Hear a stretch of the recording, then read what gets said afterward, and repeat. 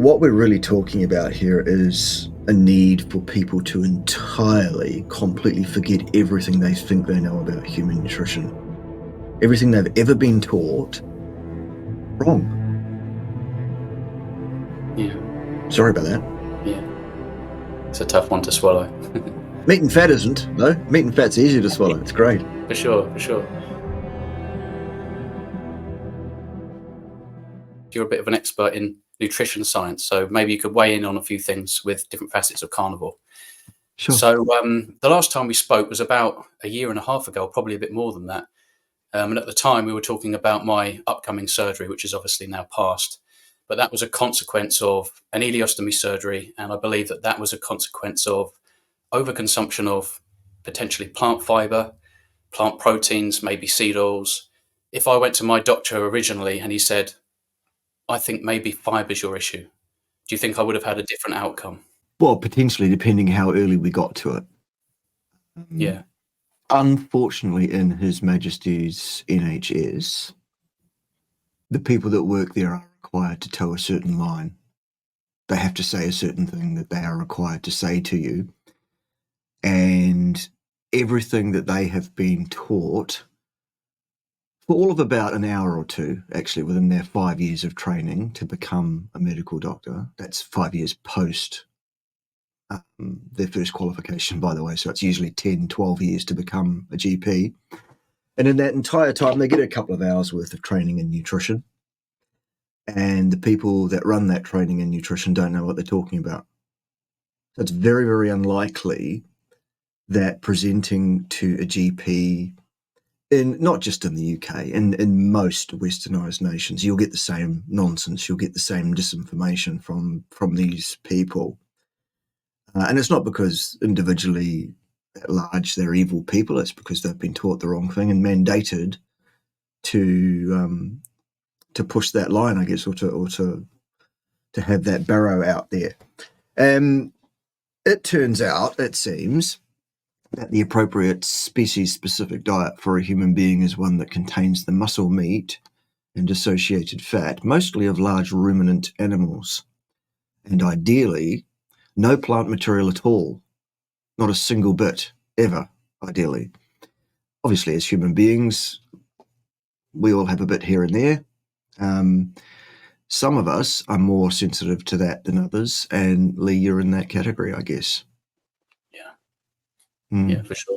What's your opinion on plant proteins and gut health? Can they potentially contribute towards permeability in the gut, do you think? Well, absolutely. I mean, gluten is well known as an irritant for, I believe it's something like 2/3 of the population have some level of gluten intolerance, ranging from, mild symptoms right through to catastrophic failure. So, I mean, yeah, basically at the end of the day, the deal with plants is they cannot run away from you. They cannot hide under a rock. They can't dive into a pond, fly away, or avoid being eaten by you in the way an animal can do. They have to use toxins, anti-nutrients. It's chemical warfare. And plants have become very, very adept at it. Mostly a plant's defenses are geared around killing insects quickly. And they do. The ones that are good at that. Of course, it's an arms race between the insects and the plants as well. But most of these toxins will be very, very effective against insects pretty quickly, whereby against a human, it's a bit more robust. It can take several decades or longer for these problems to accrue to a level that it's problematic. But absolutely, they can be traced to such things. Of course, once you get there, it's hard to say, in your case, was it gluten? Was it fiber? Was it other oligosaccharides of some kind? Was it other proteins of some kind? It's really, really difficult to trace it. But I presume that you're like most people that suffer these kind of things, in that when you then go, okay, let's remove all the plants, that the problem ceases to some degree. It's amazing how that happens, really. But nonetheless, the NHS will still tell you the same things. Yeah. I mean, I had really bad skin before. I was eating plants, bad skin. Stopped eating plants, skin got better. I was depressed eating plants, stopped eating plants, depression went. Even though I'd lost my colon, believe it or not, my digestion improved vastly when I stopped eating plants. I didn't produce the same amount of gas. Actually, I'm completely unaware when I'm emptying the food into the bag because I almost have to touch it to check, how am I? Is it all good? Because I don't even know when it's taking place. When the plants actually were trying to struggle to empty in the bag, I'd often almost be forced to aid the output, if you know what I mean. So yeah, for sure. In terms of carbohydrates, so we've got patient A and patient B, and the patient A is consuming, well, an abundance of carbohydrates, just like patient B, but patient A gets type 2 diabetes, or when they check their blood sugar, there's a bit of an issue there. But patient B checks their blood and they think that they're getting away with it because perhaps they're producing enough insulin to clear the sugar from the blood. What's happening to patient B? Because I don't really believe that anyone gets away with anything. That's right. Well, I mean, the first and foremost thing about carbohydrates is that they all break down to sugar.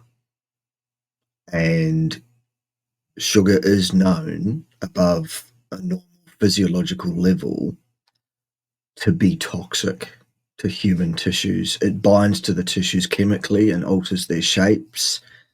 It renders various proteins and various things that are supposed to work a certain way. It makes them less able to work. It's really not a good thing. So that's the first thing. You're going to get glycation of your tissues if you have a lot of sugar in your system. Secondly, if you ask your pancreas to work over time for years and years and years on end, at some point it's going to wave a little white flag. And hey presto, before you know it, you're a diabetic. I don't know what happened. I've eaten this perfect diet my whole life and now I've suddenly got diabetes. Ooh. Well, it's because you asked your body to do something it's not naturally designed to do. We evolved as a species over millions of years into our current form, eating meat and fat the whole time. And the human species is kind of deemed scientifically to have begun. It's thought maybe 350,000 years ago was when the first humans are thought to have walked the earth. And they ate meat and fat, more meat and fat. And occasionally they ate sort of rooty, tubery, fibrous type things when there wasn't meat to be had. That was it. Nothing that humans eat currently. But basically just about everything plant-based that a human being eats these days is a human invention. Not one of these plants existed in the form that we eat them in naturally. These are all things that we have created. So it leads us to all these kind of problems. I'm never going to say that diabetes is a blessing, but it's almost a blessing for patient A to get it sooner so that they know they have to react and stop doing that sooner. Interesting. At the end of the day, I think what we're really talking about here is a need for people to entirely, completely forget everything they think they know about human nutrition. Everything they've ever been taught, wrong. Yeah. Sorry about that. Yeah. Meat and fat isn't, though. Meat and fat's easy to swallow. It's great. For sure. For people who don't understand what glycation is, what is that? That's when a glucose molecule or a fructose molecule or some other sugar chemically binds itself to usually a protein structure of some kind, part of your body, part of your cellular matrix, or one of those kind of things. And this chemical bond means that this sugar that's kind of tagged onto this protein is now interfering with that protein's function, because proteins all work precisely because they have an exact shape. And if you add things to that shape, you change the shape of it and you make it less effective. The more things that are stuck on any given protein, the more sugar molecules that are stuck to it, the less it looks like the original protein, the less effectively it works, basically. Okay, cool. What kind of health outcomes can someone expect if they were to modify their carnivore diet to look something like a meat-centric diet or an animal-based diet with now fruit and honey. Because my understanding is that fruit and honey are both high in fructose and deuterium. And I think that maybe both of them are a bad idea. Well, for a start, you can expect to sound like Beavis and Butthead and say dude a lot in your videos. You can expect to start looking like a chewed slipper very, very quickly, suddenly. There are going to be issues with glycation.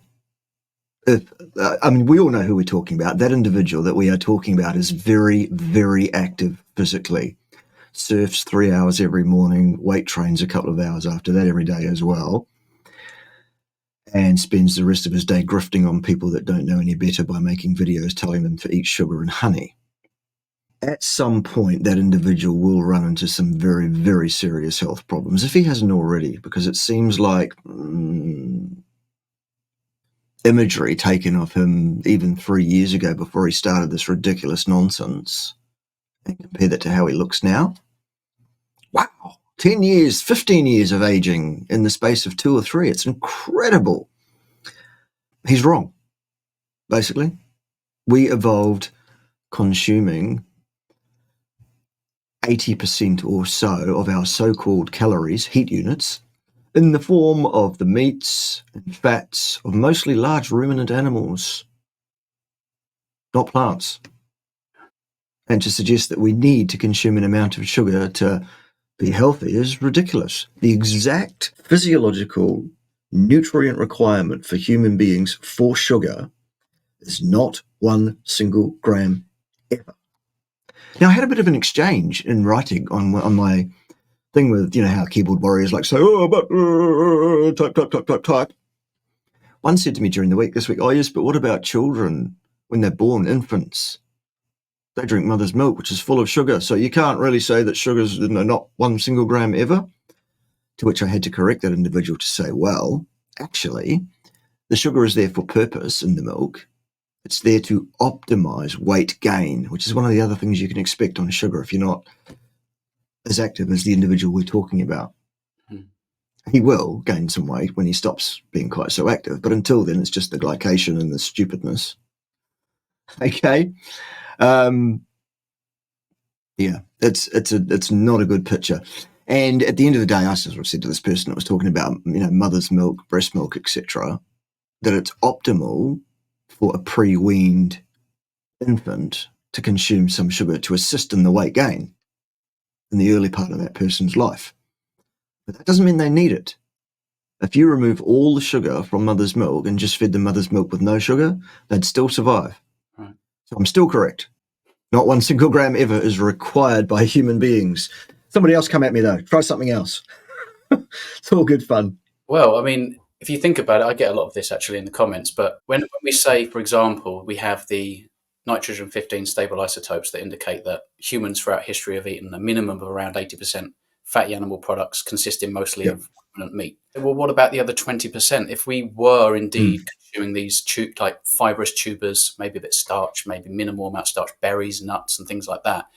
If your argument is sort of ancestral consistency, then why shouldn't we be doing that? Why are we not advocating for that? Do you think that the produce that's available to us today, with what we know in terms of what the science does tell us, that that's a good idea, just seasonally, local and ripe, to even consume some berries, some nuts and things like that?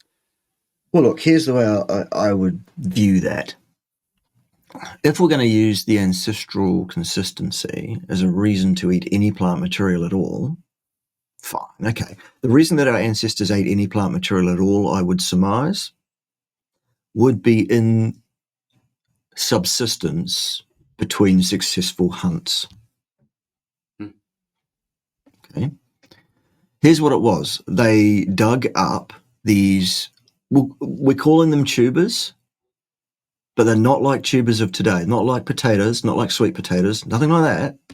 We're talking about stringy, basically roots, bulbous roots, if you like, that were consisting of basically fiber.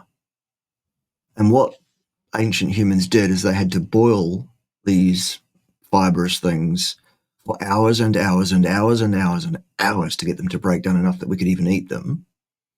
And then we'd eat these things, and then we had a small capacity to ferment some of that material, a very small amount of it.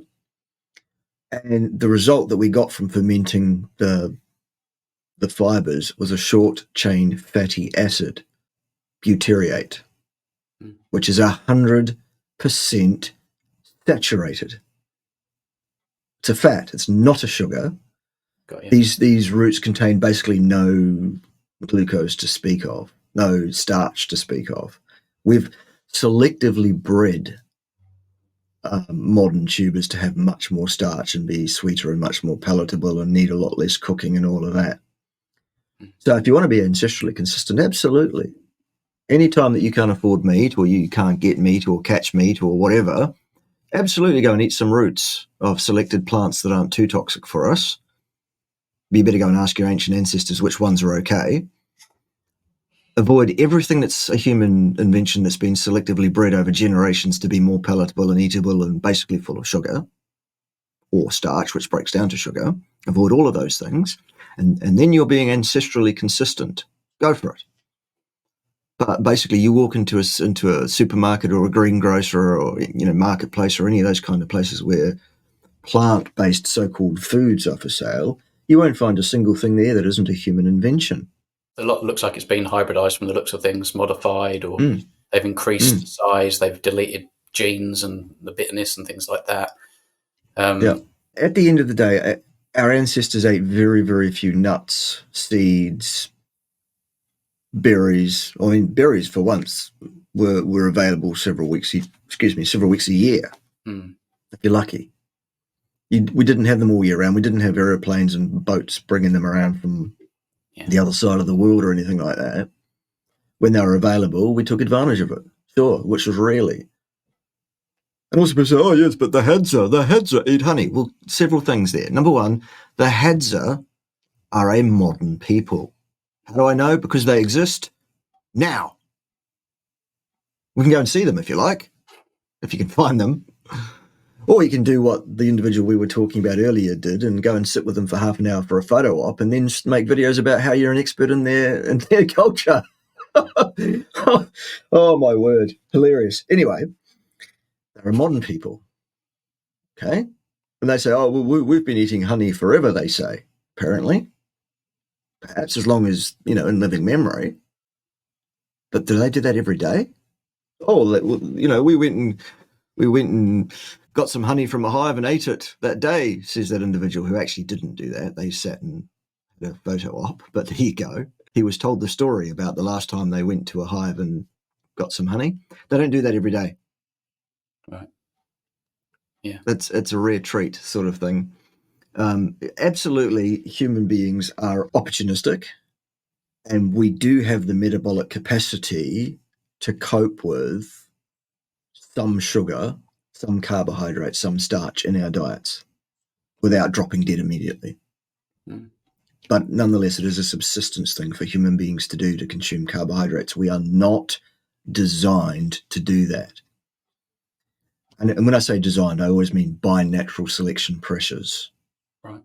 Over billions and billions and billions of years, which, by the way, does not preclude going right back to the beginning and saying, well, where did the first life come from? Was it a god? Maybe.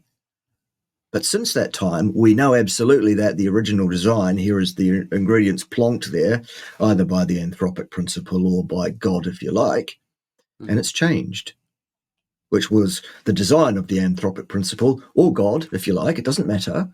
But we are where we are. We have changed. We have adapted. Positive and negative selection pressures on our genes are a thing. Darwinian evolution is not a theory. It's a fact. Okay, people? Get it together. So that's where we're at with it. And, yeah, there is just no place in the human diet for piles and piles of sugar. None at all. Yeah. Which also means piles and piles of carbs, because they all break down to the same. Right. I've had every now and again some people show up in videos in the comments and they'll say, for example, they have some issues until they reintroduce just a sprinkle of carbohydrates, and then those issues, they're gone. Is that because they've adapted to the wrong kind of metabolism? Their physiology isn't quite adept to the natural way of eating, and that it may take a long, slow transition perhaps and some more time to solve those issues? Absolutely. I mean, as you quite rightly posit, there are people at one end of this bell-shaped curve of humanity who do struggle if they try to use the ancestrally appropriate nutrition program for a human being. And it's not because what I'm saying is wrong. It's because those people have damaged their metabolism earlier in life with an inappropriate diet. And as such, we need to work with those people to get them back to where they need to be, sometimes over years. A lot of people, like I'm always consulting with people behind the scenes that are having these kind of problems. And one of the most common questions I'm asked is, okay, if I do everything you suggest I should do, how long will this take for me to get my health back? To which my response is always, well, how long did it take you to mess your health up? This is not an overnight fix, but it will work. And yes, we do need to have some carbohydrate in the diets of these people who are so badly damaged. Interesting. And when you say a sprinkle, let's put some numbers on it. In my experience, in my practice with people I work with, we find that between 20 and 50 grams of total carbohydrate per day for those people seems to be the answer. It's something we work with for a period of time. But we're still aiming for the ideal if we can possibly get there, which is no plant material of any kind. He says taking another sip of his coffee, which is absolutely animal-based, isn't it? What sort of conditions do you think take longer to recover from? Say you've been at destroying your health, and then you wind up with this condition because of perhaps a predisposition with your genetics, that's where you're going to end up when you screw your metabolism up. What kind of conditions? Yeah, Just people sitting here and watching, perhaps think, "Oh, I've got that. That's why." Perhaps I'm right. a little bit more patient. I think once a person has messed up their autoimmune system, those could be some of the most serious disease processes that can develop. Right. For example, colitis. That's an immune dysfunction. Mm. Often those people end up having to have their colon removed. That's a very serious thing to do. It's quite an undertaking. As you've already alluded to, though, Lee, it's actually not as bad as having certain other organs removed. Yes, of course. I guess, because it turns out that the colon in a human being actually isn't vital. It does play a role, but it plays a kind of vestigial role in our metabolism, our digestive processes these days. Good to hear that.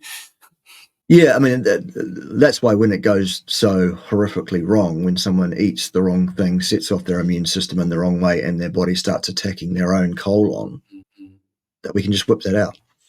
While I wouldn't recommend it, and I'm quite sure Lee would be with me on this is not recommended, it's also not the end of the world. Sure. Whereas, with certain other organs, if you mess those organs up, that can be the end of the world for you. For example, if you mess your heart up, well, you only get one of those, don't you? Okay. And yes, heart disease is also a complex immune inflammatory dysfunction. It's not a lipid metabolism dysfunction as it is sold to you by those that work in the allopathic medical community. All the big killers and all the things that reduce a person's quality of life, all of them just about can be traced cause and effect to inflammation, immune system activation, your body responding to you putting things into it that it's not designed to eat. Because you're told by so-called authorities and experts in nutrition that this is good for you. Balance is the key to good diet. Make sure you avoid all that unhealthy meat and saturated fat. The very thing we've evolved on and eaten for millions of years. Avoid that stuff because that'll kill you. And instead eat all these lovely colourful plants and things because, well, at the end of the day, we don't want a deficiency in red, do we? Or green. All right, good. Basically, what I'm telling you is that, oh, well, I've already said it. Basically, everything you've ever been taught about human nutrition and human metabolism is almost certainly wrong. Sorry. When we have people that say that they have issues when they go carnivore, when those people switch diets, do you think the majority, say 51% and upwards, of the problems that people report when they go carnivore is down to the fact that they just switch diet too quickly, too rapidly? Absolutely. Yes, absolutely. Look, you should never change your diet from anything to anything else overnight. Tomorrow I shall go carnivore. Bad idea. Being a carnivore, great idea. Changing to carnivore overnight, suddenly dropping out all the other stuff straight away. No. In your colon is a large number of microorganisms that you're hosting, basically, that help to break down some of the plant materials that you eat, some of the residual materials that aren't absorbed from animal stuff as well. And there's kind of this balance in there, and it needs to be peaceable and agreeable, and all the bacterias and things like that need to agree and, be happy with one another and all of that. And all the resources are what they are, and that's great. Then you watch a video by someone that says the carnivore diet is great, which it is, and that carnivore person doesn't say to you during that video or whatever specifically, hey, by the way, don't just switch straight over because it'll mess you up, which I'm doing. I'm saying that to you now. Don't do it. All right? And they do that because they haven't heard me say don't. And then everything falls to bits. And they go, the carnivore diet's no bad. Well, no good. It's bad. It's gone horrible. Well, what's happened is you've changed the resources. Now all those microorganisms are all unhappy. So they go to war with one another. And their battlefield is your gut, which becomes inflamed, leaky, etc. And that can be a mild thing, leading to diarrhea, which can become chronic, which is a problem. It messes up your electrolytes. It fills your body up with chemical signals of inflammation, which can be picked up on by other tissues of your body, which can react badly to that. It can drag your health down slowly. Or maybe it destroys your colon and it needs removing. Don't do that. And I'm not saying that, Lee, your problem was caused by changing your diet, because obviously your problem was clear well before you changed your diet. Yeah. But in some people, that's something that could happen. So be warned, don't change your diet suddenly. Change it slowly, glacially over weeks, 6 weeks for a number. Yeah, it's one thing that I didn't realise when I went carnivore, actually, and I wonder if I got away with it because I didn't have my gut. And I've alluded to this quite a few times, thinking that Probably. actually I was lucky there. I struggled a little bit for energy for the first 2 weeks, but I didn't have, well, as far as I know, I haven't got any problems. I only had kind of benefits that awaited me. Yeah. How important do you think?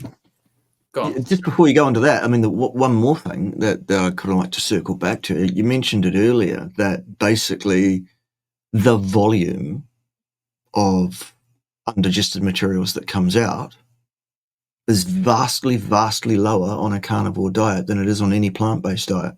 Yeah. And it's because you absorb 98% of meat and fat. Yeah. People say, I haven't been for a few days. I'm worried. I'm constipated. No, you're not constipated. You're just not going because there's nothing to go. You've used it all. You've absorbed it all.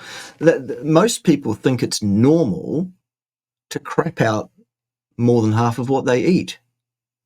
That's what that is when you're crapping out. No, you don't need to be doing that. It's anyway. It's interesting. Over here in the UK, we have a traditional Sunday roast. You've probably heard of that. It's kind of like meat and spuds, Yorkshires, gravy, and then just loads of vegetables. And I was continuing after I came back out of my surgery. I've got this bag, and Sunday comes along. I'm at my parents' house, and I'm there. It's a tradition. And it's funny because even before I realised, way before I went carnivore, I was backing off of the vegetables slowly but surely. I remember saying, this is causing me so many problems. I don't want any broccoli today. I don't want any peas, just the meat, a couple of spuds, the Yorkshire's gravy. That'll do me. And actually felt guilty because I thought I'm not eating all these healthy vegetables anymore, even though it's causing me issues. In my head, I still couldn't marry this up. And it's amazing that I continued to just go back to the same way of eating that put me in that position where I lost my colon. How important is the diversity of our biome? I understand that we don't actually really know too much about the biome when we compare it to other things, but a lot of people say, the diversity is what matters. We want to repopulate the diversity, prebiotics, all this kind of stuff. What would you say about that? Yeah. Okay, I mean, the adage I always tend to use is that we know more for sure about the surface of Mars than we do about our own microbiome. We have a lot of associative work where researchers will look at people in terms of their presentation, in terms of their gut health, and they'll take samples and cultivate a petri dish to say, okay, well, what are the speciations this person has got, in what prevalence, etc. And then they start mapping and say, well, okay, this is a healthy microbiome, this is an unhealthy microbiome. These are good bugs, these are bad bugs. Okay, that's ridiculous for a start. That's just associative claptrap. That's not science. Secondly, there are multiple different speciations, balances, levels of microbiota that are possessed by people who are apparently healthy. And diversity, which is put forward as the key. You need diversity. You need gut diversity in your microbiome. Diversity is the thing you need, they say. Nonsense. Because many of the healthy gut microbiomes that are kept, I guess, by people are not diverse. So diversity, this idea about diversity, I mean, what's behind that? I've got no idea, other than people that want to push a certain barrow. And there are many, many people working in the sciences who somehow have failed to grasp the very first lesson they were probably taught in the first half an hour of their first undergraduate degree, which is, shall we all say it together, association cannot determine causality. I, for one, do not have a particularly diverse microbiome, for example. How do I know that? Because I've had it tested? No, actually, because my diet is not diverse. So I must have a less diverse microbiome than someone that eats a more diverse range of foods. And yet my gut health is as good as it's been my entire life, if not better. And what messes it up? If I'm going to mess up my gut health, eating something I shouldn't, plant material. Oh, it'll be okay. Just one. By the way, you mentioned, knowing a few things about the UK a few minutes ago. I was actually a resident there for 7 years, between 11 and 18, so I do know a bit about the UK. Yeah. Didn't know that. There you go. How did you like it? I liked the country itself. It is indeed, as the song would suggest, a green and pleasant land. I was very enamoured of the history of the place, because in New Zealand we don't have that kind of history. Sure. European settlers arrived here in the 1700s, whereas you can go to the UK and, you can go up to Scotland and see the standing stones that are thought to have been put there 5,000 years ago. And you're like, what? Yeah. What? And castles. I like castles. Right. Castles are a thing, so I enjoyed that. But also some of the horrific stuff that goes on in castles, or used to. All interesting stuff. No, but I had a good look around. Yeah. That's good stuff. In terms of hierarchy, say, diet being one of the applications, where do you place that? Would you place that at the very top, and then what would you sort of reel downwards, sort of second, third, fourth, fifth, in terms of perhaps circadian rhythm with light exposure, and grounding, and avoiding certain other like EMFs and blue light and things like that?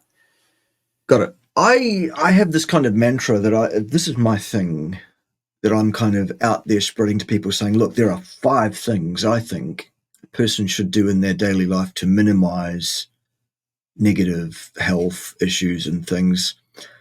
If you do all 5, is it a guarantee? No, absolutely not. But I tell you what, if you do all 5 and you get worse, well, I'll eat my hat. Put it that way. They are, number one, eat a species-appropriate, species-specific diet, or as close to that as you can possibly achieve and maintain. Any amount of plant material in your diet will be deleterious. It will be a problem to some degree. Your mileage will vary. Ideally, it's no plant material at all, 100% carnivore. The second most important thing is to take a range of nutraceutical products that I'm joint ventured with. Cha-ching. Mm-hmm. There they are, up there. That's where you go to get them. They are a stem cell release agent, an anti-inflammatory, and a blood flow optimizer that company have put together. Fantastic product. They do an amazing job at what they do. Basically, it's around the idea that your body renews and repairs itself using a system of adult stem cells. Unfortunately, as we age, that system winds down and we're less able to release the cells. It's one of the reasons we age, become decrepit, and eventually die. This is a product that reverses that trend. Isn't that fantastic? Right. The third most important thing a person can do is to ground yourself electrically. What the hell is this bald bloke from New Zealand talking about now? But now you've gone too far. Ground yourself electrically? This is woo-woo, isn't it? Hairy-legged stuff. Hippie stuff. I thought you were a scientist. Well, turns out that those are all the reactions I came up with when I said, for goodness sake, I'm a scientist. What are you saying here? And I got cross.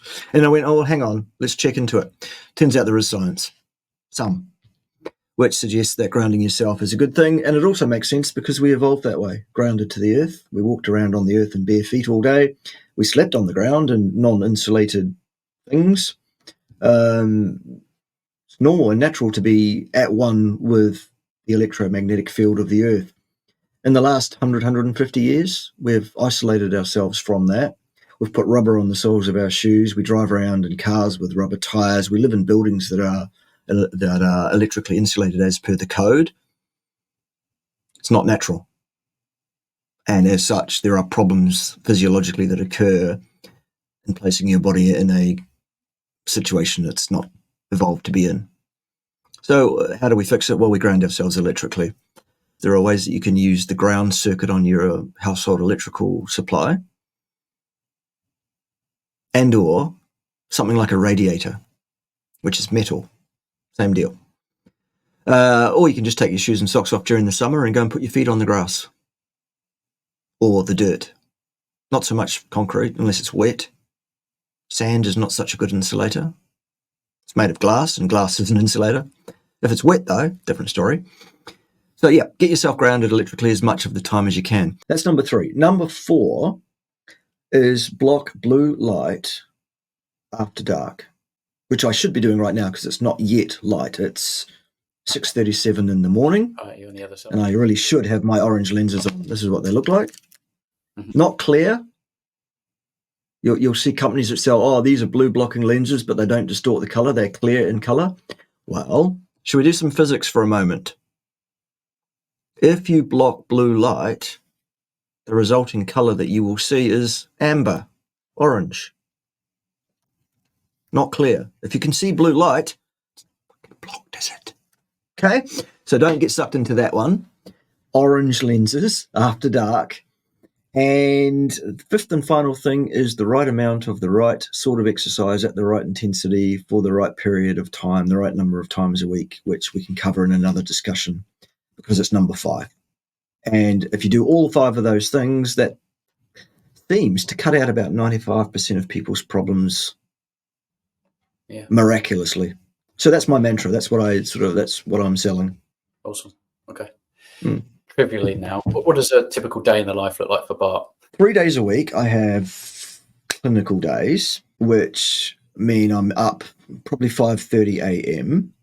and I'm either doing one-on-one consultancies with people or I'm recording, as we're doing now, interviews or whatever. And that usually finishes early part of the afternoon. And then I've got some time to do whatever else it is I'm going to do. 2 or 3 days a week, it's creative time. I'm thinking about videos I'm going to make. I'm recording videos that I'm doing by myself, responding to who's wrong on the interwebs, that kind of thing. And then 1 or 2 days a week is nominally days off where I'm supposed to turn off and go and do something else, but usually I'm still thinking about work because that's how it is. Food-wise, on any given day, I can be expected to eat once during the day. It usually occurs around about 4 p.m., just because that's when it is. It could be in the morning, it could be later in the. It doesn't really matter. But 4 in the afternoon seems to be what I've come to, and that's about where it is, plus or minus. That will consist of roughly 2 grams of protein per kilo of lean body mass, plus fat to satiety. That's when I'm being 100% adherent to what is ideal. On any other given day, I might have a plate of blueberries or something like that. I know, hand in my card, I never was a carnivore really, and I did it wrong. Like a dessert bowl full of blueberries is under 40 grams of carbohydrates and fiber total, actually. Wow. It's mostly water. That's what it is, with a bit of sugar and a bit of fiber. That usually is with yogurt or something like that. Unsweetened Greek yogurt, that would be, of course, just because why not? And if I'm being particularly self-destructive that day, I might have some wine or some beer or something like that. Although I'm these days much less on the drinking because actually it's something I needed to get under control because it was no good for me at all. The only other sort of transgressions that happen from time to time are very, very rare. A piece of pizza when I'm out somewhere. I mean, like recently I went to the funeral of an uncle, for example, and this was an uncle who was the healthiest in the family. He was always about what he believed was the right foods and healthy foods and all that kind of stuff. He was wrong about what was healthy, of course, but he was absolutely adamant about this kind of stuff, and he was the most orthorexic in the family. And at his reception, they trucked out, get this, scones with cream and jam, pikelets, lolly cake. Wow. All the stuff he would have absolutely reviled. So, I might have had some of that. I didn't on that day, actually, but on any other given day, I might have. Oh, well, we're here and, it's a special occasion and whatever else. But pretty much, mostly it's just meat and fat. And the coffee, of course, is plant-based. And that I have that with heavy cream. I used to drink a lot more coffee than I do because it was actually really bad for my blood pressure, it turns out. I was like drinking 12 cups a day and I got down to 3 or so now. And that's dropped 30 millimeters of mercury off my blood pressure, both ends. Incredible. So that's how it looks. How does that work now you just brought that up? Well, coffee's a stimulant, and it tends to affect a number of ion channels and things like that work to maintain all sorts of things in your body, including blood pressure. Right, okay. Talking about fibre in the blueberries, do we know how much that the fibre plays a part in terms of carrying fructose away from liver damage and things like that? Yeah, there is that, yeah. Absolutely. There is that theory that, if you've got fibre, it can bind up fructose and glucose and things and make them less problematic. Sure. But the best way to avoid the problems associated with carbohydrate intake is not to do it. There you go. Yeah. It's my only way. I can't moderate. So I tried moderating milk and I can just about get away with it when I tried to sort of prime for my surgery and stuff like that. But I'm best without it. I think the moment I get that taste, it's kind of like I become a bit of a fiend. I'm thinking about the refrigerator, just sitting here watching YouTube or whatever. And you think, that's definitely the difference. When you eat fat and protein, I'm great. Mood, everything regulates itself. If I deviate, even with milk, can cause some problems. But so where can we find you, Bart, if we want to? Right, that's easy. My main offerings are on YouTube, and the way to find me on YouTube is to type in Bart, B-A-R-T, hyphen, K-A-Y. The first 10 pages that come up when you do that will be me, and if you use that, you'll go straight to my channel. That's the easiest way to find me. I have a sidekick that is a very, very obnoxious yellow teddy bear who tends to, his language is worse than mine by far. Oh dear. He's got his own account on the platform formerly known as Twitter, if you're interested in that sort of thing. HRH_Ted. He's the king of all the bears, basically. Yellow Ted. In fact, he's here. He's always here, is Ted. Here's Ted. So if you want to follow him on the X platform, you can, but be warned, he will say it like he sees it, and generally a lot of what he talks about refers to next Tuesday in some way or another. So be warned. I do myself too. Sometimes I can't help myself, but I behave better than Ted does, so that's something. It's a good day of the week. Yes, that's it.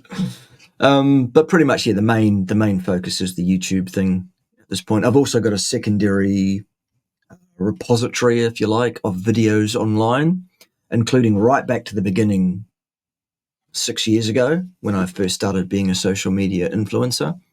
And that stuff is on a platform that you might have to take an odyssey of discovery to find. And you might have to spell it with 2 E's on the end rather than the normal way of spelling Odyssey. But if you did spell it right and took such an odyssey, you might find it. In which case, the channel there would be Bart Kay Nutrition Science Watchdog, which was the original name for my YouTube channel way back when. So as I say, all the stuff right back to the beginning is there, which you won't find on YouTube's anymore because YouTube's changed the rules about what was acceptable and started applying penalties to videos that were uploaded years ago, which were acceptable as per the rules at that time. So that makes sense, doesn't it? Well done, YouTube. Anyway, that's where that stuff is. So that's me. Excellent. Well, it's been a real pleasure, Bart. I do appreciate you being so generous with your time and offering your expertise. It's very, very valuable. It's my pleasure. And certainly my audience. So definitely subscribe to Bart because I've done much of my learning from Bart Kay's channel.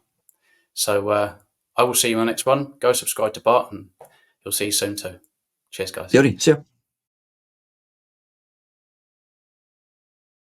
So the reason I brought you on today, Bart, is because I'm a window cleaner. And the last time I checked, you weren't cleaning windows. When I'm cleaning windows. Sounds like a good thing, that stem cell thing, though, doesn't it?